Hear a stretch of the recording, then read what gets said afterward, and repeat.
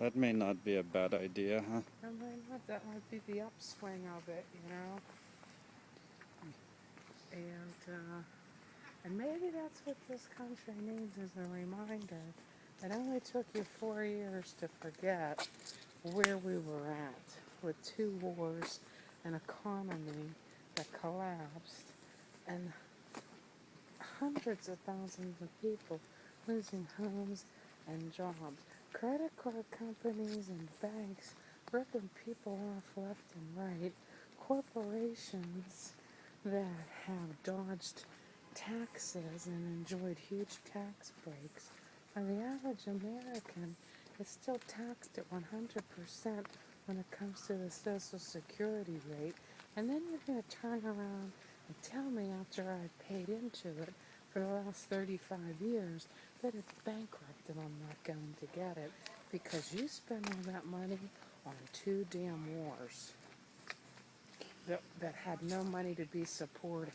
And there were profiteers in the war, which were Halliburton, for one. Dick Cheney owns a Dick lot of stock Cheney. in that How company. about George Bush's family owns Fox News? Geez, no, it's not biased, huh? I was just watching. No, wait, it's Rupert Murdoch that owns Fox News. Well, okay, I'm sorry. I said he runs it. George Bush's cousin runs Fox News. And that got revealed when Bush was announced that he he was president the first time when the election results weren't in. Fox News broadcast he's the winner. Now, how do you know he's the winner? How is that? When the votes weren't all counted in yet. In fact, we, really are suspicious to this day. We know thousands of votes were thrown away in Florida. I mean, he cheated twice. So I think this might be an Obama here on that. But I mean, if Romney wins, a lot of the racist people who vote for him will lose the benefit that they're counting on. But that may not be a bad thing.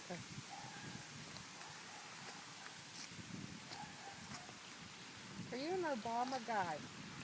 Yeah.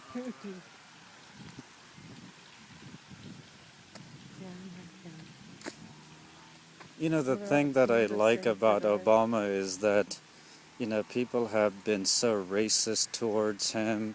As somebody who gets called a sand nigger a lot, I'm not surprised that people are so hostile towards him, whether you like him or not. His mom was a U.S. citizen, so therefore his grandfather was a war veteran. He was a officer in the Air Force. I mean, that was the biggest father figure in his life. How do you think he got to be so worldly? Because people like that traveled the world. When you don't have an education and you're very myopic and your mind's so small that you can't understand this is a global economy, this is one world, we need to be at peace with our neighbors, and we need to be a leader in the country too of human rights champions, and diversity is our biggest strength. When you cannot understand that, and your mind is so small, and you don't like Obama because you think he's anti-American because he's global, then you know something? We need to build an island for teabaggers. You don't want to pay taxes? Good. Don't have street lights. Don't have sidewalks. When a snowstorm comes or your island gets washed away, don't come to us for help. If you get sick, don't come to us for help. You don't want to pay taxes. You don't want any of these services. That's fine. That's fine. You people will go on and on about you don't want any taxes with your big fat American asses sitting on a public sidewalk. How do you think that got built? These road signs, when you want to go somewhere, how do you think that got put up there? How do you think it got made? Huh? Oh, you built that? Yeah. Let me tell you what. Public funds. Public funds. That's why we got what we got. This way? Here. Okay. So, Well, a lot of people are you thinking, want to call 911 when you have an emergency? No? Oh, okay. Don't pay taxes. You want telephone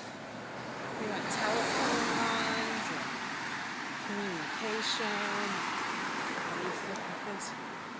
Don't pay your taxes. Don't pay your taxes and have sidewalks to walk on and street lighting. Don't have a good school in your neighborhood. And you won't need school when you You can won't go need work it. for fracking companies. that's right. You can stay stupid and I'll be poisoned.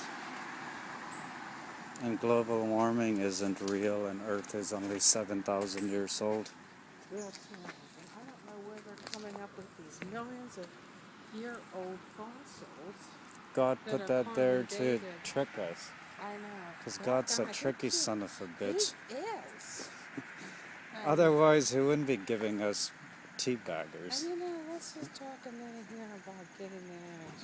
Oh, it's in the Bible. It's between a man and a woman. Okay. Okay, you know what? That's good. You better never get a divorce because that's in the Bible. Marriage should be arranged. That's in the Bible. A woman obeys her husband. There are no interracial and interfaith marriages. No, no, no. You married within your tribe, and there shall be concubines that your husband shall take. So, girlfriend, your little Christian girlfriend, move over. It's all Move over in the bed because he needs a concubine. Oh, and if your husband dies and you haven't given birth to a son, you have to sleep with his brother until you give birth with a son. Now, if you're good with all of these things, too, okay, then there's no gay marriage. I'll go along with it, too.